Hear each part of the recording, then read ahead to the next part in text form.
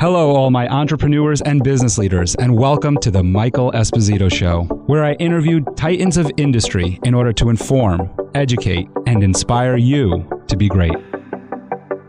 My guest today is a personal friend and the past president of the Dutchess County Toastmasters, a club that I've been a part of for 3 years, and so is he.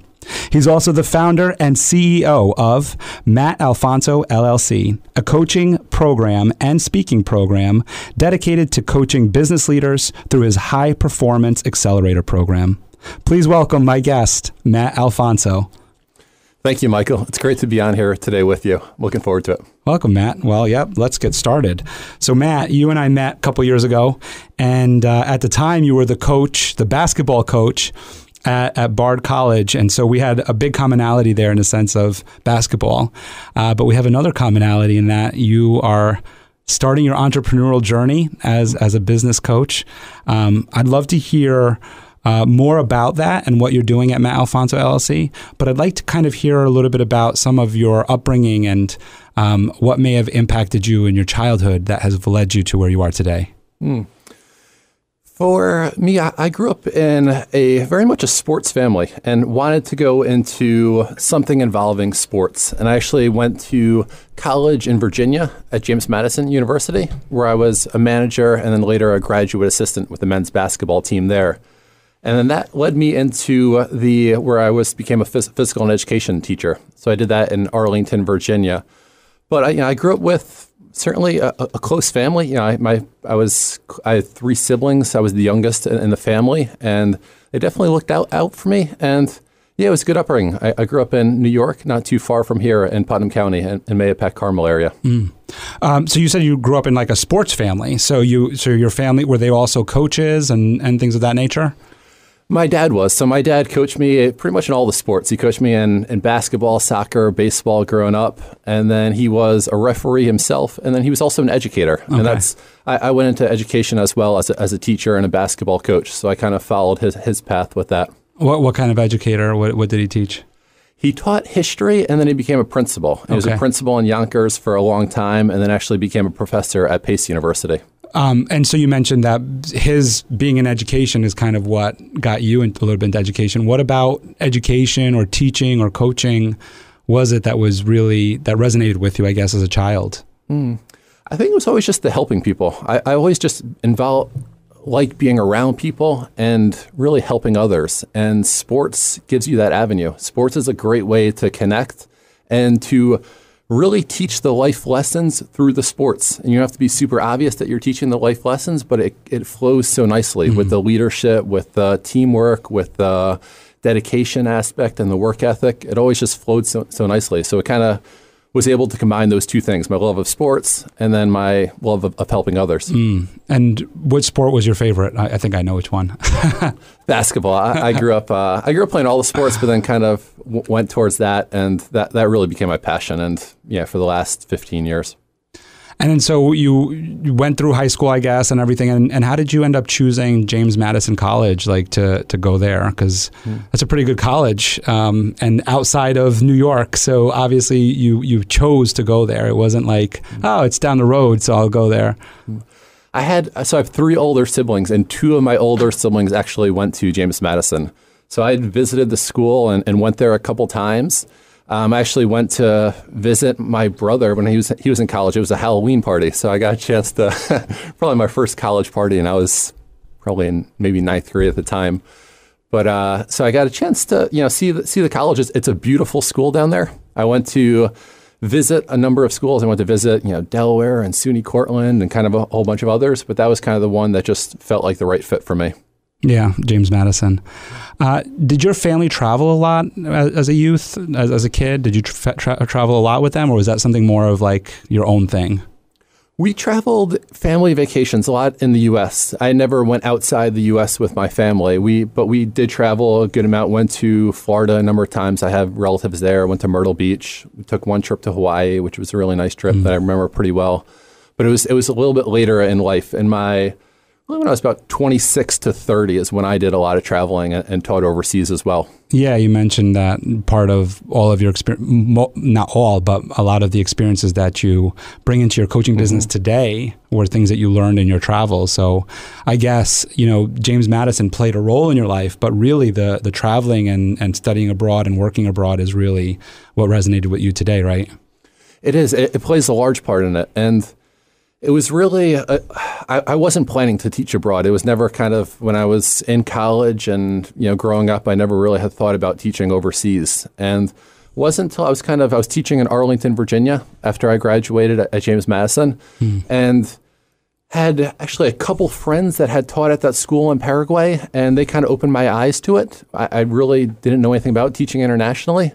And I was also going through, at that time, really a harder part in my life. That was really the first time that I dealt with depression and anxiety and kind of was able to really deal with that and get over that, but realized at that point that I needed a change. And that's when I decided, okay, I'm going to put college coaching for basketball on hold and I want to do something different. And that's actually what led me, okay, I'm going to teach overseas. And that's when I was looking for international teaching jobs and then found the job at the American School of Asuncion. But like you said, it definitely plays a big role into my coaching. I think it made me a lot more open-minded. It made me a lot more resilient, and it just allowed me to see different perspectives from different people that, I got a chance to work with people from all over the world, which really, it opened my eyes to new ways of thinking. So before you went to Paraguay, you hadn't left the United States other than, like you said, Hawaii. I went with one trip when I was at James Madison. We went to Spain. So we went there for they do summer trips with the college coaching. So we went to Barcelona, Madrid, and Valencia, and got a chance to play some professional teams there. So that was the one time that I'd been out before that. And then it was Paraguay. So it was really a big opening. It was. And, Paraguay was, a lot of people were like, why Paraguay? It was just kind of, that was where I found. But I knew very little about Paraguay. Yeah. I knew it was in South America, but not much else about it. And it was... I would think that most of our audience doesn't know much about it either. So just share with us a little bit about the geography and the culture, I guess. Paraguay, it's in South America. It's the only landlocked country in South America. It's very warm. It's a hot and humid country. And then the main thing I'll say about the culture there is it's very laid back. It has, they use the word tranquilo, meaning kind of tranquil or laid back. And that's definitely the vibe you get there. It's definitely more slow moving than the U.S. People there are really friendly, and it's also a pretty active country. Soccer is huge there, as it is in different parts of South America. And when in Rome, you want to play soccer, or when in Rome, you want to do what they do. So I got a chance to actually play a good amount of soccer when I was there, which was pretty cool as well. Wow, that's really neat. Before you ended up going to Paraguay, you mentioned you dealt with depression, and I understand from your program because I did get to experience one of your beta programs last year. And in that program, you help overcome some anxieties, limiting beliefs. I'm sure that some of that also deals with depression and things. So you're very well versed in helping people overcome some of those unfortunate areas in our mind, I guess. How did you at the time, without having all this research that you've done recently, how did you overcome some of that depression and anxiety? And maybe if you don't mind speaking about it a little bit, what was causing some of it maybe? Yeah, I think I overcame it. Well, therapy definitely helped. And I went to therapy, and that was a big part of it. The mindfulness and the self-love were two really big aspects for me that helped me get over the depression and anxiety, which is really the reason why I incorporate it into the coaching that I do. It was the mindfulness coaching, and it's transformed into the high performance, but I've still carried those pieces over. And yeah, what caused me to do that? I think the biggest thing was being a perfectionist, which I think I was just so hard on myself. And any small little mistake that I made, I just blown out of proportion in my own mind. And I think that's really what really hurt my self-esteem, by just being so hard on myself continuously. And that kind of just did it. And really not knowing how to work with my thoughts, when you have those thoughts of being really hard on yourself, and that kind of led into just starting to become a little bit more depressed. I turned to alcohol and other things to try to help manage it, which doesn't work. And then that's really when I turned more to therapy and I turned more to self-improvement.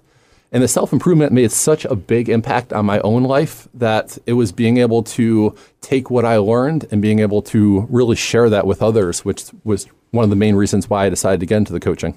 Yeah, and I think it's interesting because you just mentioned some of those things there, and as they relate to you as in a personal aspect of dealing with depression and anxiety and perfectionism and alcohol and all this other stuff that we all see on a personal level, it also impacts people who are entrepreneurs and business leaders where they're perfectionists and, they're looking for an outlet. And so the 5 o'clock happy hour comes and that's their outlet to release some of that anxiety that they may be experiencing through their day. So it definitely carries over from our personal life into our business life. I kind of want to go back to the perfectionism because I think that definitely is a huge catalyst to anxiety for a lot of business leaders out there and a lot of entrepreneurs out there of trying to get their business plan perfect, trying to get their business model perfect, or whatever it is, the sale process, trying to have perfection and sometimes experiencing anxiety or overwhelm. In that moment, do you have any significant stories that you remember of their perfectionism that really peaked where you were like, okay, this is a problem. I need to find some help for this, or you understood that it was perfectionism that was the issue? One story that comes to mind is I actually went up to a couple coaches and then went to shake one of the coaches' hands, and like both coaches kind of put out their hands. So I kind of like faked at one person's hand and shook the other person's hand and then shook the other person's hand second. But it was such a small thing. And probably they thought it was funny. They probably thought, okay, it's just kind of a little awkward moment. They thought it was funny. And then for the next week, I'm beating myself up over this, perceived mistake in my head where, for their perspective from the outside, it was probably just slightly awkward. They probably forgot about it 20 seconds later. And here I am 1 week after it, replaying this over in my head. And that was one thing that really just stuck with me. That's kind of one small example, but there was, hundreds of things like that where it's just little things and then you're just replaying those.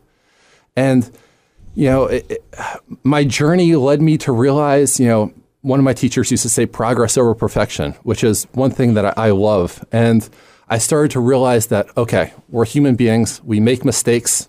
You kind of messed up a handshake. It doesn't really matter in the long run. In the grand scheme of things, this is not going to be something that matters. But really just changing my perspective in terms of how I view these little mistakes. Now I view mistakes as, okay, this is an opportunity to really learn to improve myself. Not this is something I'm going to beat myself up over. And just making that shift really made a huge difference for me. Yeah, that's a big shift. And that's what I was thinking about when I was asking the question was, what were some of the triggers? So replaying an action over and over and over again and just thinking that you did it wrong rather than looking at it from what can I learn from this, right? You also mentioned working on your thoughts, that you had thoughts, I'm assuming the replaying of thoughts. Mm-hmm. Were there other thoughts that were going through your head that you needed to work on in order to be able to move on or move forward or move out of that depressive state? Yeah, and I had a lot of negative thoughts about myself in terms of, what's wrong with me or, why am I doing this? And, I would say stuff like, I'm so stupid if I made a mistake. And it was being able to take those thoughts to being able to be aware of when you had the thought and then being able to reframe it. And that's something that I learned how to do. And then something I teach with the coaching is A, being aware of your thoughts. And then B, how can you reframe those thoughts so that you're making it from a disempowering thought to a negative thought to something that really lifts you up. And it can simply just be changing it from a negative to a positive, or changing it to a negative positive and then thinking about an example to support that positive. Yeah, I just think that that's so significant as entrepreneurs and business leaders out there is that it's really hard. Working any job is really hard, and people are hard on themselves. Mm-hmm. And so it's really important to learn these little tricks, I think. And I think, and I think you would attest to this. I think one thing that would be a trigger that you would know immediately is if you say, if you keep questioning yourself, then obviously you're being really hard on yourself. And you might want to think about that and go, what path is this leading me down? If I keep saying, why am I so dumb? Or things like that, you just mentioned those examples, is that you might want to seek somebody like Matt or somebody local or someone to help you try to get into a more of a positive mindset. And I also just want to go back for a second with the handshake to the coaches. I'm assuming those were basketball coaches. They were. It was at a basketball event. It was just kind of two coaches sitting down and just kind of going up to them. And I knew the coaches as well. Yeah. Yeah. Yeah, we certainly do beat ourselves up sometimes. So it's good to move into a more positive light. So I guess let's fast forward back to Paraguay. I think that any entrepreneurs or business leaders or anyone out there who's listening can take a lot from what we just talked about there of dealing with anxiety, overcoming depression, and trying to move into a place of self-love like you talked about. And we'll talk more about that in this show, about self-love and what that really means and how it helps you throughout your life. But let's get back to your story of Paraguay, because this was a transformative time in your life. And I remember as we are Toastmasters together, I remember you did a full speech on this and how it really transformed your way of thinking, your way of being, your view on the world. And you just mentioned it a little while ago. So I'd love to really dig into that experience with you of like, all right, plane tickets are booked, flying off to Paraguay, what your mindset is going into it, what you experience and what your mindset is coming out of it. My mindset going into it was really, I wasn't sure what to expect. And I was really just going in. I was pretty excited about it. I remember when I was there, I was talking to a lot of people and was just happy to be in a new country and to be meeting new people.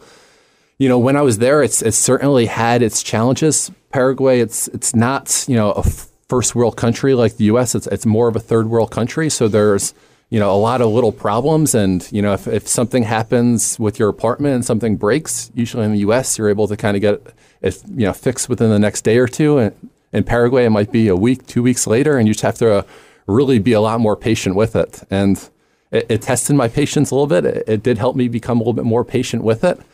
There was many moments in Paraguay where I was like, what am I doing here in Paraguay? Like, why am I in Paraguay? And it was just kind of like, I'm in this kind of random country. I didn't know anybody. But then, once I did have that thought, it was like, okay, this is actually pretty cool. I'm in a country. It's a fresh start. I don't know anybody in this country. I can almost create my own life. One of my favorite quotes, and the quote I sent to you is, "You are the author of your own life story," and that's by Susan Young. And I truly felt like that when I was in Paraguay. I was creating my life. If I did make these mistakes, it was okay. I didn't know these people, and it was a fresh start. And there's something pretty liberating and pretty cool about having a fresh start where you're in a new country. Yeah, so you were leaving the U.S. at the time, and we just talked about this a little extensively, that you were leaving the U.S. kind of just overcoming some anxiety and depression. So you weren't like, quote unquote, cured. I don't think anybody ever is cured. I still have my depressive days. I think we all do. I think that's pretty normal, quite honestly, to think that everything is euphoria is a little bit of a misnomer. But so you were leaving the U.S. at a time where you had gone through a really hard, challenging time in your life, and you're going into this new country. And so I kind of want to go to, I almost feel like I could see your eyes when you were talking about these different moments of why am I here. You paint a picture of us of like a day that you were walking down the street and what it looked like, what it felt like when that moment hit you of like, why am I here? And then kind of discovering that I'm here to start a new slate here and kind of start anew. A lot of the streets in Paraguay are more cobblestone streets. You'll have some horses and carriages kind of going down the streets there. Not that there's a ton of horses, but there will be kind of some people on horses and a number of people just kind of on the back of it. But it was actually times where I would be sitting out on my patio. I had a patio that kind of overlooked the street, and I would just go back out there and just kind of go there and just sit and just kind of think and be able to take it in. And I think it's often times where you kind of just take a step back and get yourself out of the busyness of the doing and just kind of take a step back. And that's when I have those thoughts of, okay, like, what am I doing here in Paraguay? And it would be more not as much like questioning myself in terms of like, why am I doing this? It was more like almost amusement or like amazement that I was in this foreign country, which, didn't speak English. I spoke very little Spanish going in.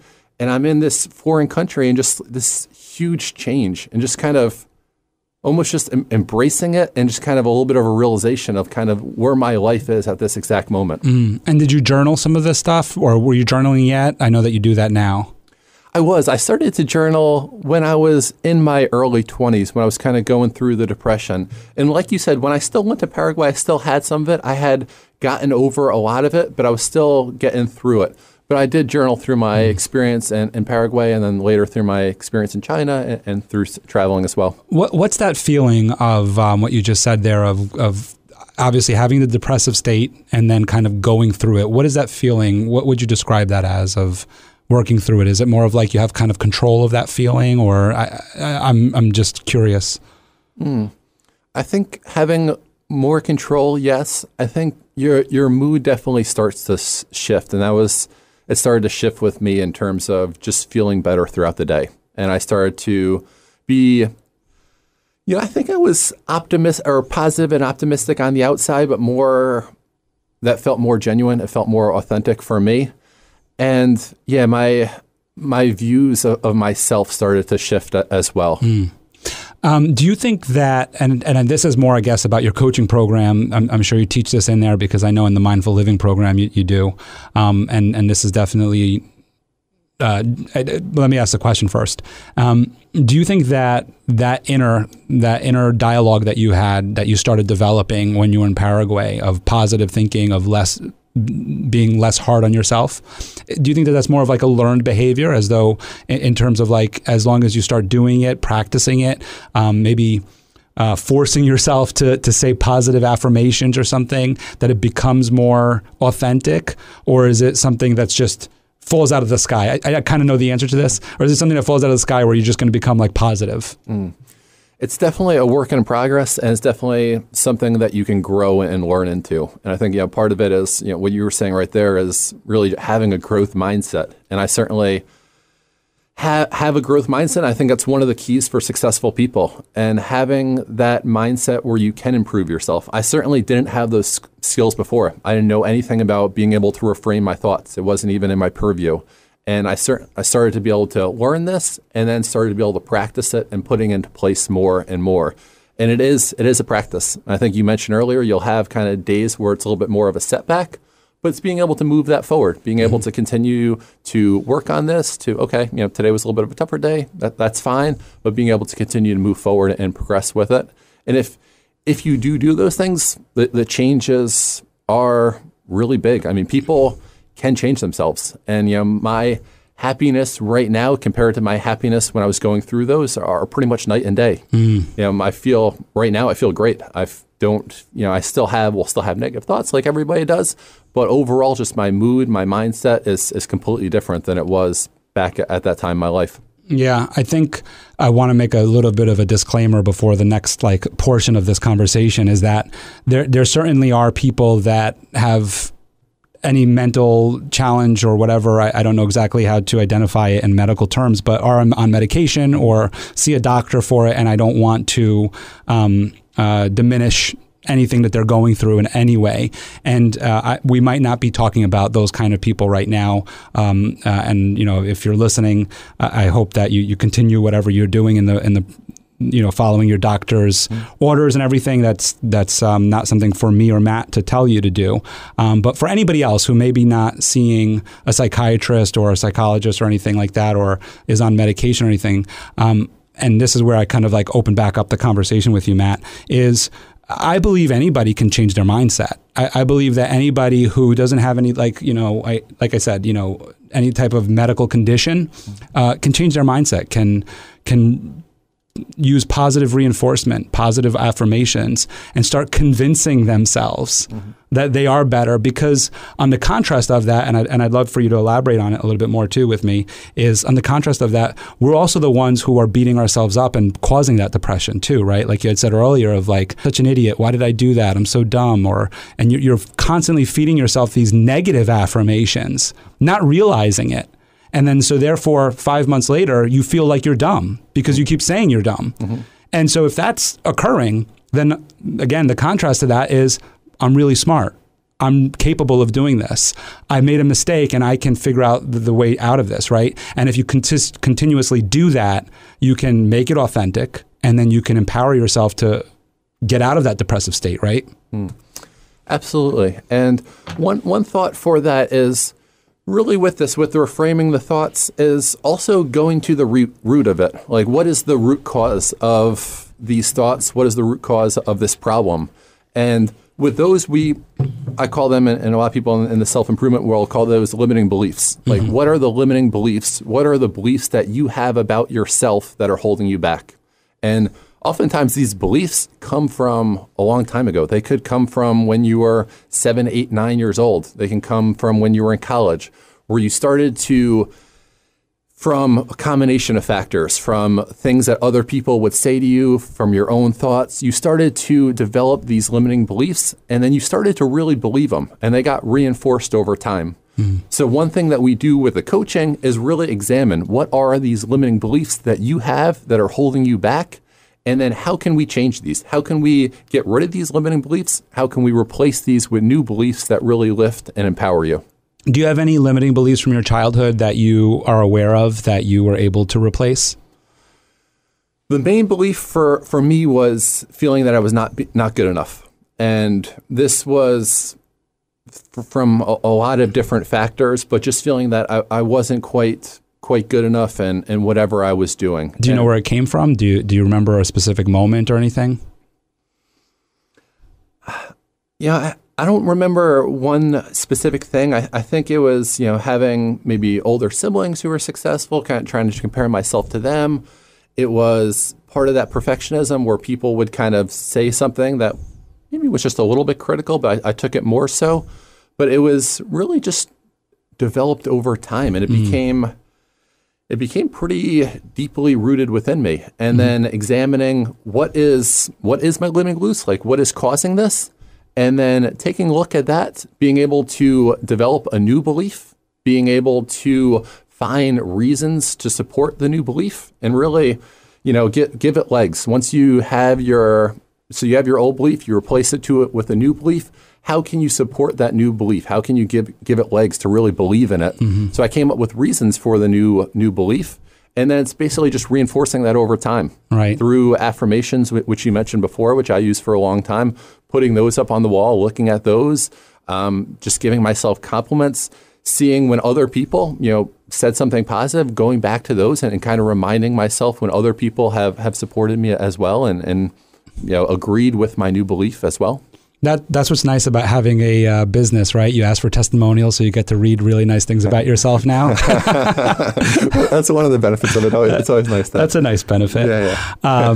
Well, thanks for elaborating on that. And I think, again, just if anybody's dealing with any mental health issues or anxieties or depressions, please continue your whatever doctor's orders are and continue seeing them. But I truly do believe that if you are experiencing that, or if you are not experiencing that, I think that positive affirmations and going down that road of learning how to overcome limiting beliefs and learning more about yourself and being kinder to yourself is going to help overcome a lot of that, right, Matt? Absolutely. And just to reiterate your point, if you're dealing with mental health, and I have as well, and I took medication, and the medication was actually really helpful for me, and I was able to get off it over time. But certainly if you are dealing with those, and there's a lot of people out there that are. I mean, I think mental health has become more of an accepted topic to talk about, which I think is great. And you'll see more people talking about that online. And I know from the pandemic, it's even had more of an increase in terms of depression and anxiety in our culture. And like you said, if you're seeing someone, a therapist, I think that's great. And I think you're taking the right steps and continuing to go on that path. I wanted to go back to Paraguay, but you just said something that I feel like is really important, because part of your coaching program deals with this. Mental health is an issue that is not just in the U.S., but global. It's a global issue. And we tend to medicate it. And sometimes it's needed, and like you just said, and I think that's why I kind of want to just go back into this for a second, is that you did say that you were on medications. You don't have to go into any detail there if you don't want to, but you were able to come off of it. And I think that's really important to hear, is that just because you're diagnosed with something and are prescribed something doesn't mean that it's eternity. Are you comfortable talking a little bit about that process of coming off of medications? Yes, and I actually took medication at two different points in my life. I took it back when I was in my early 20s, which I mentioned when I was in Arlington, and I took it there and then was actually able, when I went to Paraguay, I was still on it. And then when I was in Paraguay, I got myself off it through my doctors and through my doctor's advice and through the recommendations. And then I actually had depression a second time in my life in my early 30s, where I went back on medication for a second time and then was able to, again, get myself off it the second time. And I think medication is not for everybody. I think there's a lot of people that can do therapy and don't necessarily need it and are able to get off it. I think it is a really good tool for some people, and it was a good tool for myself. And it's not something that you have to take, the rest of your life. There are certain people that do continue to need to take medication, and that's fine, and that's, what their treatment requires. For me, though, I was able to help have that medication really help me in terms of my mindset, but then it was really the changes that I was able to make as well in terms of through seeing a therapist, and then I got a coach as well, and also through my own work with personal development, through reading books, through watching videos, through journaling, that I was able to also help make those shifts as well. So I think the medication helped me, but then I think I also took a lot of steps myself to further really fix myself in terms of those problems. Yeah, I'm going to make a terrible analogy to mental health, but it's like taking steroids. People think that if you take steroids, you're just going to get muscles. And that's not true. If you take steroids and do nothing, you'll turn into a blob. But if you take steroids and exercise and work out, then you'll probably get really big muscles. Terrible analogy, but I think it's something that's very visual and people can understand. It's the same thing with mental health medication, right? Is that you got to put in the work too of you take the medication, it's not just going to cure your depression or anxieties or anything like that. You got to put in the work and find different ways and different methods to be able to help that medication work and eventually wean off of it. That's another thing I just want to mention too, is I do know people very close to me, and I won't out them in any way by their association to me, but that have come off of medications. But there's a process that the doctor puts in place to wean them off, because you don't want to just stop taking your meds, because that could cause some really bad things. Another thing that I want to bring up and see what your opinion is on this is I watched an episode, I forget the name of the show on Netflix, which it's a really cool show about these different, it's a cool little 20-minute segments of like how things work, how the brain works, how different things work. And one of them talks about LSD curing depression, anxiety, PTSD, and different things like that. I don't know if you ever saw it, but something that I'm associating medication and the way that you used it in is that it really speeds up the process of how meditation works. And that's why I bring it up, because you use a meditation in your practice, and it works really well. So what they were talking about is that LSD helps you eliminate the ego and be able to be more introspective and understand what's going on and reframing and all that stuff. And it does it like in the blink of an eye, right? In a couple hours in that trip that they take. And so what the person on the episode talked about was that an LSD trip is like the instant use of like meditation over the course of 5 or 10 years of becoming a meditative expert. I just wonder your opinion on that, and maybe how medicine is kind of very similar to that, I guess, maybe. It is interesting. And I know that I'm in the meditation and the mindfulness and the spirituality world in terms of I've done a number of retreats, and that's been a pretty big part of my life for the last 6 years. And I haven't done LSD in terms of experiencing that, but from what I heard is it can bring you to a different state of consciousness. And I think you definitely can get to that same state through meditation and through being able to quiet the mind and through using the breath and through using other meditation techniques. That's kind of a different route, which I know kind of it is for some people. And I know some people have kind of taken that route. I don't judge kind of either way in terms of that. I don't try to judge in general, but I do know certain people that have done either LSD or ayahuasca, which is some people will go to South America and kind of do some more plant medicine, which also kind of gives you some of these effects where you'll kind of be able to get into a different state of consciousness. Which but through that or through simply just meditation, it's about really connecting. It's about being able to connect to your consciousness, being able to slow you able to connect with your inner self, which is what I think those techniques do. It kind of segues, and again, we're going to get back to Paraguay, I promise, but I think we're just on such a good riff here about mental health and about meditation. You did a retreat where you did, I think, a week-long retreat of meditation. 10 days. 10 days of meditation. And so we're talking about changing your consciousness, eliminating limiting beliefs, reframing them, getting more in touch with your consciousness, and how sometimes medication that's prescribed or some drugs that we don't recommend, but a kind of my little disclaimer there, but can do the same thing. I'd be interested in hearing a little bit more about this 10-day retreat that you did and how it helped you get in touch with your consciousness and reframing and all the things we just discussed. I went on a 10-day retreat. It was Vipassana, it's a meditation technique, and it's a 10-day silent retreat.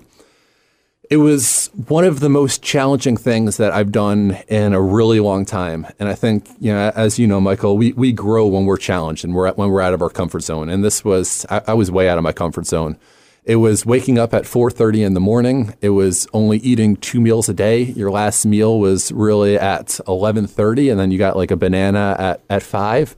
And it was meditating for 8 to 10 hours a day, which is a ton of time to meditate. I don't know if even just meditating for 1 hour straight is really challenging, but meditating for an hour, taking a 15 or 20 minute break, meditating for another hour, and really doing this throughout the day, it was tough. I'm not gonna lie, it was hard. I was able to quiet my mind more during that time than really any other point in my life. And my meditation in terms of being able to get to a point of stillness, and certainly, I had thoughts and my mind was still active, but I was able to really get to a different level of meditation and a much higher level than I was able to experience outside of this course. And, as you know, I do meditate. I have a consistent meditation practice, and for the most part, I meditate in the morning and at night.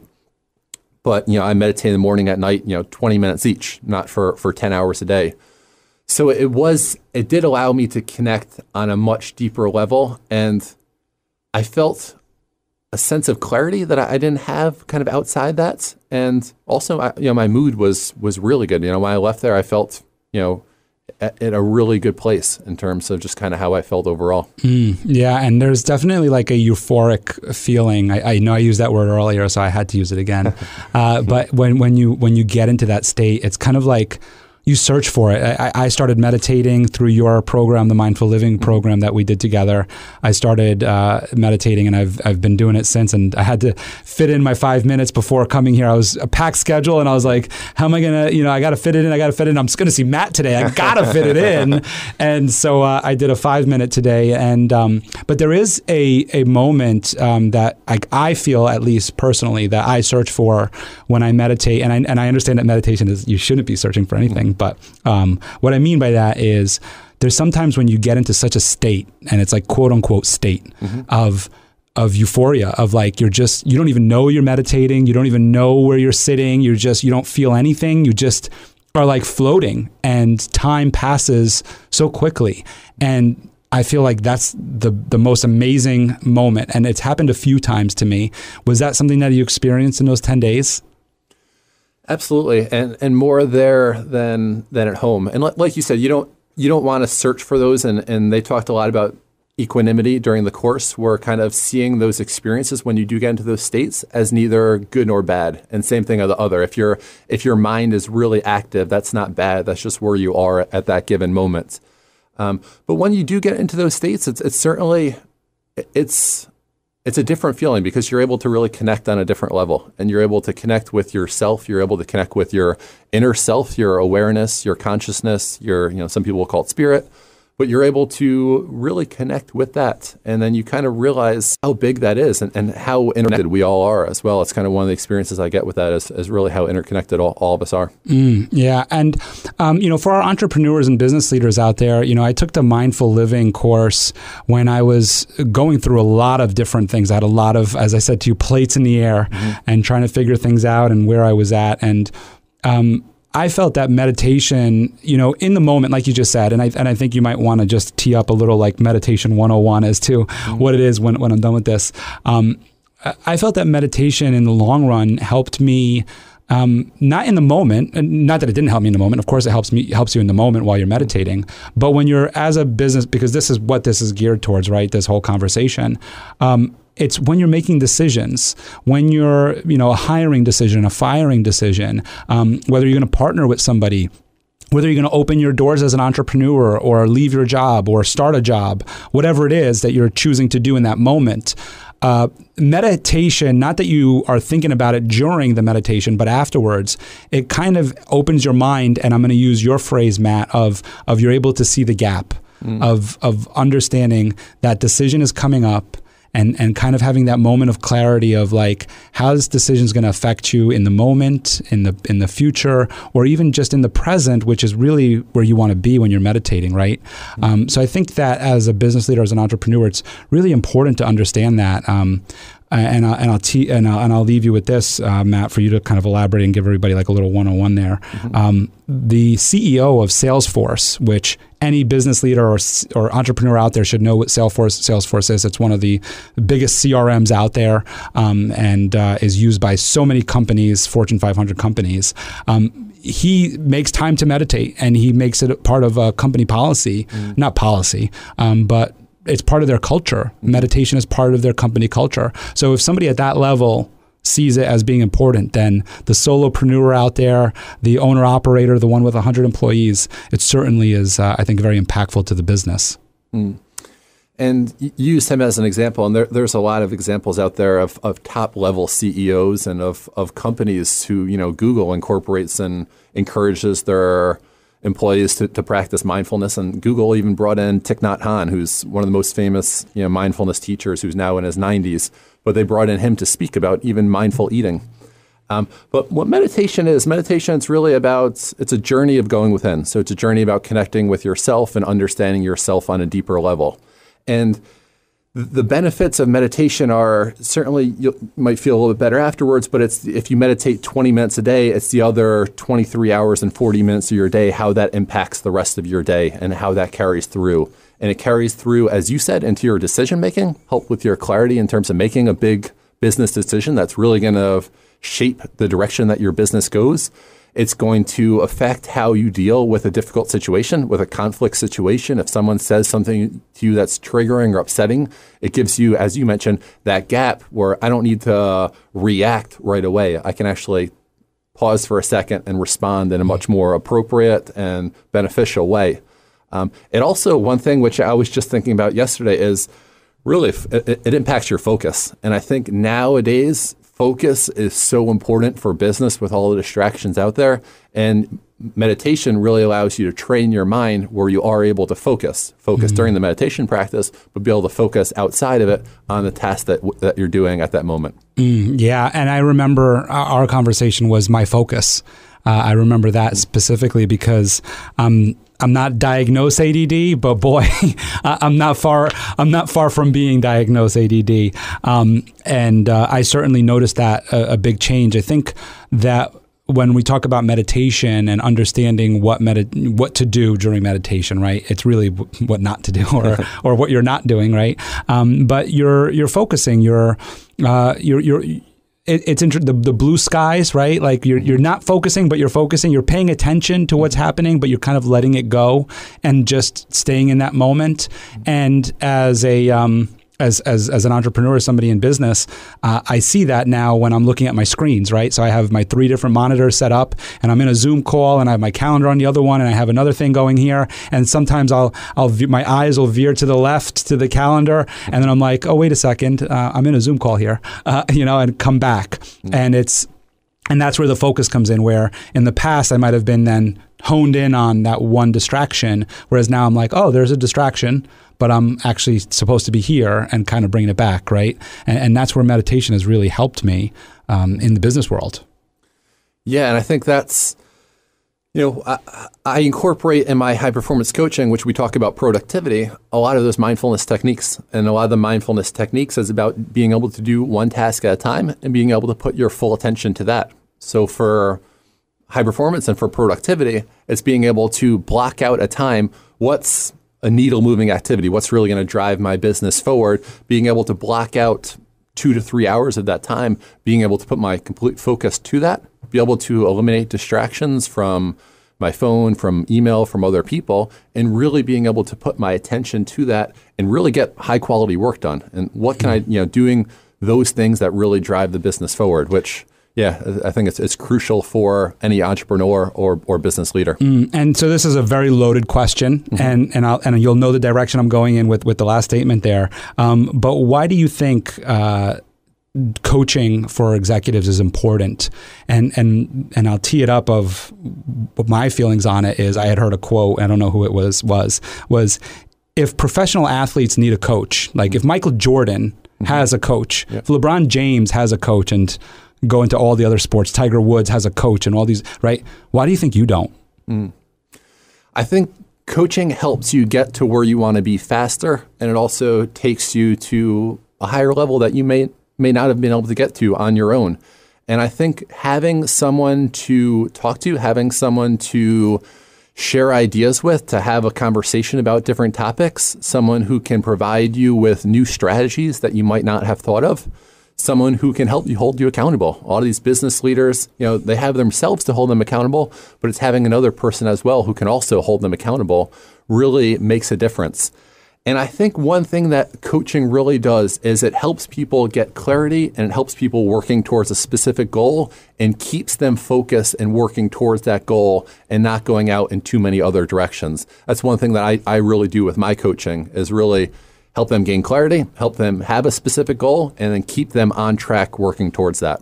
Yeah, and you giving an objective opinion. You're there to support them, but you're seeing it from the sideline to where you're able to offer, okay, this is what I'm seeing you do, and this is how I think you could improve that. And that's what you did with me, and I know that's what you do with your executives. All right, back to Paraguay.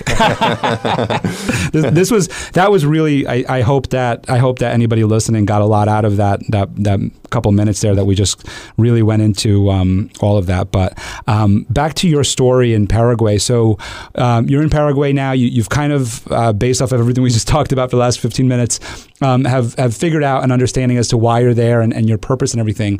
And you come back. I'm kind of fast forwarding our story for us, but you're on. Let's just say you're on your way back, and I'm sure you started thinking about starting your own coaching business and everything. Did that start there in Paraguay and your teaching and everything there?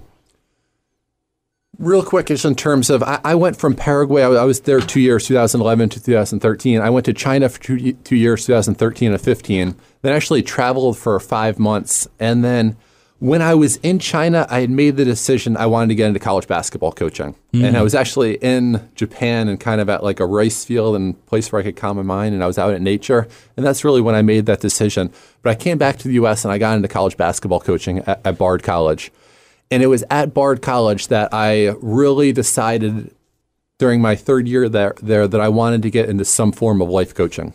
And that's when I went to mindfulness coaching because I was so into meditation and mindfulness. And then after being in mindfulness coaching for a year, I really decided to shift into high performance coaching, really just to be more in alignment with myself. While I really liked the mindfulness coaching, I just felt like it felt a little bit more right for me. It felt a little bit more in alignment.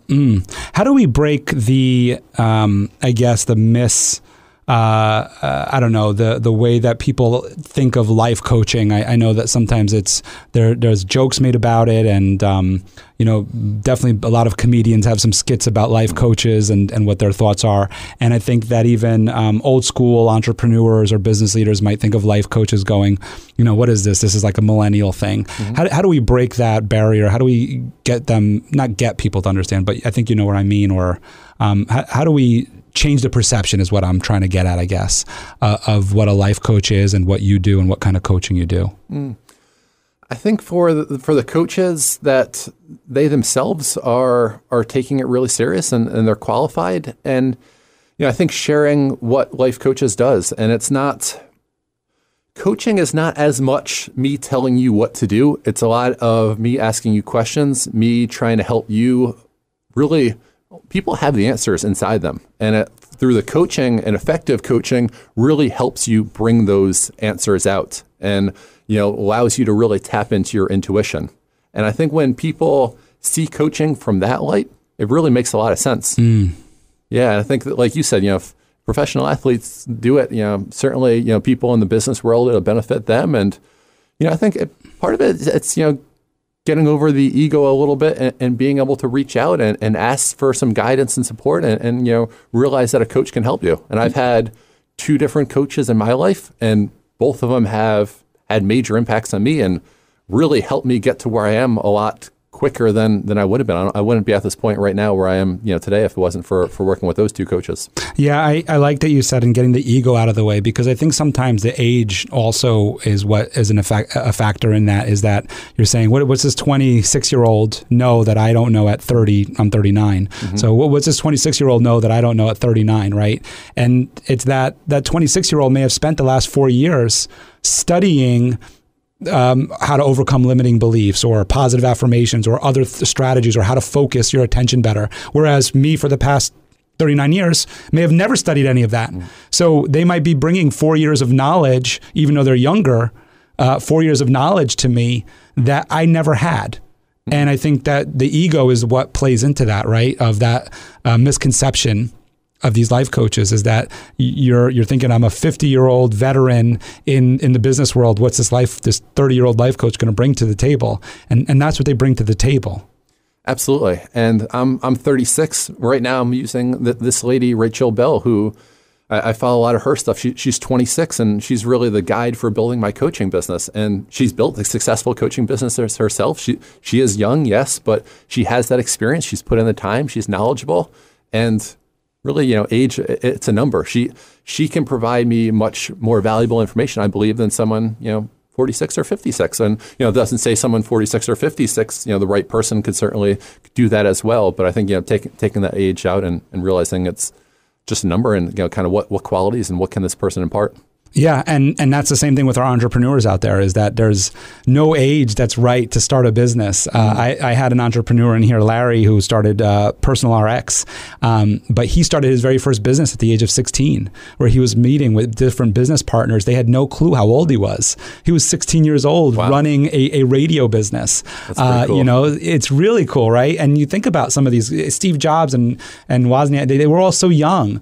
And sometimes we think, well, you got to be in your 30s and you have to have experience, but you really just have to have the drive and the passion to start. So there shouldn't be any age barriers.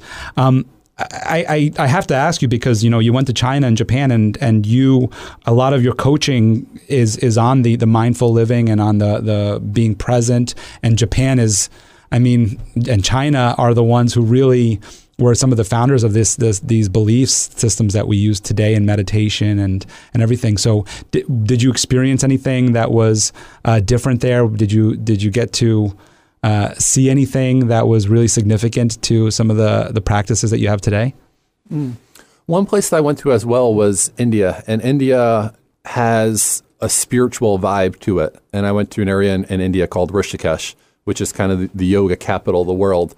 But being in a place like that and being around so many spiritual people is really cool, and it's eye-opening. And it's, I realized that I enjoy being around those type of people a lot. I definitely felt comfortable. I felt connected. I felt like I was able to even be more of my true self kind of in that environment, which I try to take a yearly trip, and I try to go overseas, and I'll combine a yoga retreat with a vacation. So I'll often do like a week of a yoga retreat and then a week of a vacation as well. But it's something that I've started doing and something I've really enjoyed. So you've hit like the most significant spiritual places of China and Japan and India in the world, right? Yeah, so I've been fortunate to have gone to these places and had these experiences. I definitely consider myself lucky to have. And I want to go back to your travels. We're on the topic, but I want to go back to, because you mentioned it in here about that they were really what impacted you in some of the things that you did. how important, and I know exactly what you think of it, but it's really more of the phrasing of the question, which is, how important do you think it is for entrepreneurs and business leaders to make that time to travel? And what do you think they'll gain from those experiences? I think they'll gain a new perspective and mindset, which I teach. A core part of my teaching is about perspective, and it's about how you view different things. And I think by going to different areas, seeing different cultures, meeting different people, it gives you a new perspective. It gives you a little bit of a wider lens. It allows you to see things through other people's eyes. It allows you to experience new things. And I think, part of life is getting out of your comfort zone and being able to experience. And that's what travel does. It allows you to get out and to have to figure things out when you're traveling. And, it's been a big part of my life. And it's something that, I started really at 26. I'm 36 now. So I've kind of done the last 10 years, and not being able to do it from the pandemic was one of the hardest things for me about that, was not being able to really travel and go places. And I'm looking forward to now being able to really get out and explore again. Yeah. And I think also learning those different cultures, right? So I think as people starting new businesses, they're trying to find what makes them different, what makes them different from their competitor and everything. And I think when you go to different countries and you learn different cultures, you start taking in things that do make you different, or that can make you different. And like you said, a different perspective, a different lens, and those different cultures, you can bring that into your business, and you can incorporate that in different ways that you don't have to say this is from India, but you just bring it in and incorporate it, and that's what makes you different. And so you can definitely use that. So you didn't answer my first question, but based off of your second question, we know that it's very important to travel and see the world. I truly, I'm with you on that as well. I want to get into your entrepreneurial mind. I know we're going a little long here, but just for a couple minutes here, in your entrepreneurial mind and starting a business, you worked at Bard, you have a 9-to-5, or we're calling it that. We know it wasn't a 9-to-5, but you have a job, you have a steady paycheck, and you decide, I'm going to leave my steady paycheck and I'm going to start a business, or continue with a business that I had started. I just want to get into your mindset there of leading into it and then executing it. I think there's two routes. There's one route where you can kind of like, okay, I have this idea, I have this passion, I'm just going to quit my job and I'm just going to go for it. The other side of it is, I have this job, I'm going to continue doing this job, and I'm going to start doing the other thing on the side, start building that on the side. And I took the latter. I had the idea of the coaching, kind of thought about it. I started the mindfulness coaching in March of 2020, and I was still coaching at Bard. And I coached at Bard through May of 2021. So I was really building my business from March of 2020 to May of 2021, while I was also coaching at Bard. Really for a couple of reasons. One of the main ones was to actually see if this is something that I enjoy doing. I have the idea, but actually like practicing it and getting out and coaching people and doing actual coaching. Is this something that I enjoy doing and I can see myself doing for the long term? And two, is it sustainable? Can I actually make money off this? And doing it on the side allowed me to prove, yes, I can make money off this. So I really used that time. And then at the end of May, my contract ended at Bard. And the last couple of months, I've just now been able to do the coaching full-time, the high-performance coaching full-time, which I really enjoy, because I'm now able to solely focus on this. And really, when you're able to solely focus on it, you're able to really move that business forward a lot faster as well. Yeah, move the energy towards there. Yeah. I'll share with you a little thing here on the show. What do we call this? A news break or something, right? Yeah. I don't know. But I said it when I introduced you that we have a lot in common.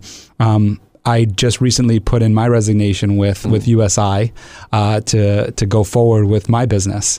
And one of my businesses, which is Michael Esposito Inc., where this podcast lives and where my YouTube videos and where my coaching business for public speaking is, for workshops and one-to-one coaching. but I am going to start my insurance company. And so I was interested in your mindset because mine was very similar in that, for the past couple years, I've been kind of working towards this and kind of like testing it. And as an insurance broker, testing like, is this a good industry? Is this a good business? Do I like it? And so very similar to you in that sense. But I think for me, and I think you kind of mentioned it there too, is that what I noticed was that as I started getting closer to wanting to execute, it was like I could no longer burn the candle at both ends. I could no longer do my day job and pay it the attention that it deserves ethically, right, to do my job and then come home and then do my other jobs. And I could no longer do that. So I needed to make a decision of, okay, one of them needs to stop. And I know that my passion lies in entrepreneurship. And so I decided to leave USI.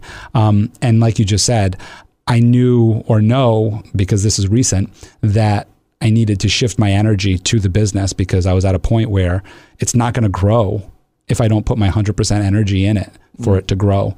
And I already feel different just being able to start executing on some of the things that I want to go forward with to grow it. So it's kind of nice to have you on the show and be able to share that with my audience, with you here, especially since you played a big role in me being able to come to some of these realizations, these self-realizations, eliminate some some disbeliefs, limiting beliefs, and be able to move forward with some of the things I want to move forward with.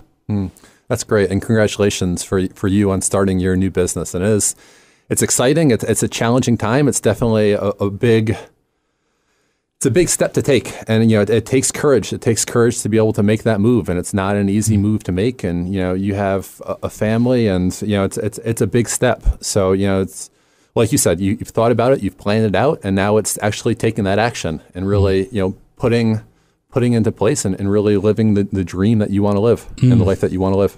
Yeah, I'm fortunate to have a family, like you said, of having young children, and parenting is I don't know any other parents out there, but parenting is not easy. And so sometimes when I'm having a tough day about thinking about this entrepreneurial journey that I'm on and going like, holy crap, what did I sign myself up for? What am I doing? What am I doing? Right? I think back about parenting and I'm going, well, geez, if I could raise these two young girls with my wife, then I can do anything, because it's hard. But I think another thing that we all hear about with raising children is just that it's never the right time, right? You're never going to have enough money to have children. So when people plan to have children, it's like, you're never going to have enough money to have children. It's never the right time to have children, whether you're young, old, whatever it is. It's just, if you want to have kids, you got to just have the kids and you'll figure it out, right? And I think that's kind of that's similar to the entrepreneurial journey, is that you're never going to have enough seed money or capital money or whatever to be able to make it. You're going to have to figure it out. And it's never the right time, whether you're 16 years old or 39 years old. You're going to have to figure it out. I had an entrepreneur on here. She was in her 50s when she decided to start her business. So the time is just whenever you choose the time. It's really incredible. Yeah, if you're waiting for the perfect time, you're going to keep waiting. Yeah, you just have to make that decision and go for it. That's exactly it. Yeah, some people had asked me why I didn't try to just do both while I was at the other company, and that's what I said. One, ethically, I didn't want to do that. I wanted to be able to leave with my integrity intact and leave, knowing that I did the right thing. I think that was really important to you. But yeah, I totally could have written it out if I wanted to. I just would have never been able to have been successful at either one if I did that, As we kind of conclude this, I would just like to go into some of the work that you're doing as a as a high performance coach now, and with the high performance accelerator program that you're doing. What impact is it leaving on yourself, of course? Like, what mark are you leaving as a business, as a company? But what mark are you leaving on the world? How is it changing the way that that you might perceive business as going forward, and the business leaders that are part of this program, how they're going to be able to move forward in their businesses? What we're really doing, we're helping people achieve their goals, but also more than that, helping people really transform their lives. And it's both career oriented, but it's also personal. And there's a ton of overlap between those two things. So, there's really 5 areas that I focus on for the high performance coaching and the high performance accelerator. The first one is helping people gain clarity. The second one is helping people with their mindset. And that mindset involves confidence, but it also involves other things. It involves what we were talking about before, being able to take chances and to, being able to learn from those and not beat yourself up over it. The third area that we focus on is energy, having energy level, and we bring in physical health with that. And I certainly have a background with that, being a physical education teacher and also a basketball coach, but having enough energy throughout the day. The fourth area is productivity. And then the fifth area is relationships. But really what I'm trying to help these people do is to really, achieve what they want to achieve, be able to take their life to the next level, and then the impact that they'll have. I work with, business leaders who some are in kind of middle management, others are more executive levels, but the impact I have on them and then the impact that they have on others. And it's really that effect where I know if I can have a positive impact on them, they might have a positive impact on 50 or 100 other people.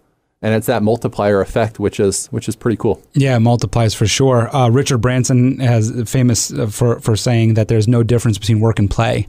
And I think sometimes in our culture, we try to put work here and play there and say, don't take the work home. And I think when people are saying don't take the work home, what they're meaning is like, don't take the bad day home. Don't take like the labor home where you're not able to play with your kids. That's really what they mean. But to make the time and have that balance, and you and I talked about that too when I was in a mindful living program of having the balance of turning the phone off or not bringing it into the living room when I'm playing with the kids. But knowing that you can kind of do both, that you can, in the Google book, in the book about Google, that is, they talked about this, about having the working mom who is working at Google, but they know that from the hours of 5 to 9, she's off the grid because she's with the kids. And then at 9 o'clock at night, all of a sudden her emails start trickling in again and she's back on the grid. And it's kind of having that balance of work and play. And that's what we're talking about when you talk about your relationships, I think, too, of understanding, all right, what time is it right now? It's dinner time. Let's turn off the phones, right? Let's sit down, let's have dinner, let's be present with our family. And then when we put the kids to bed, when we kiss our spouse goodnight or whatever it is, now maybe you could turn it back on and check out what's going on at a healthy level, of course, right? But I really like that Richard Branson talks about that of balancing work and play, and it's all kind of one. And it makes things a lot easier, I find. It does. And I like the term integration as well, like work-life integration. And I think that integration is different for every person, but it's how can you make it work for you? And how can you make it work for your job, your family, your situation? Yeah. Like, and again, but right back to that of like being able to drop the kids off at camp in the morning and spend a little time with them in the morning and, and then run to a 10 o'clock meeting or something, or all of that stuff. So I think that that's really great. And I love the work that you're doing. I'm so passionate about what you're doing that I can't wait to enroll in your program. We've talked about that offline, but I'm very excited for it. So as we conclude, any last statements or any last things that you would like to share with our audience today? I think if you're going on this journey, a couple things that just from my own experience, I think having a clear plan of what you want to achieve is really important. I think once you have that, doing market research as well, which is kind of one other thing that I was just thinking about, which is something that I did for this program, was really figuring out like what are the needs of business leaders. And I think whatever your industry is, doing some market research.